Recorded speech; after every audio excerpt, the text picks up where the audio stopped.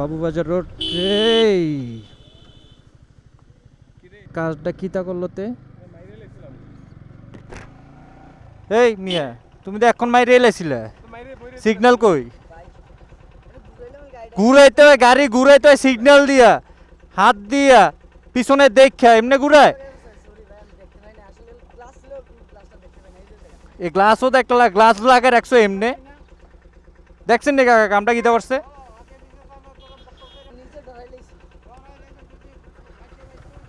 এরম এরম তো বহুত মারবুক খালি করে লাও তোমরা রাস্তার ভিতরে।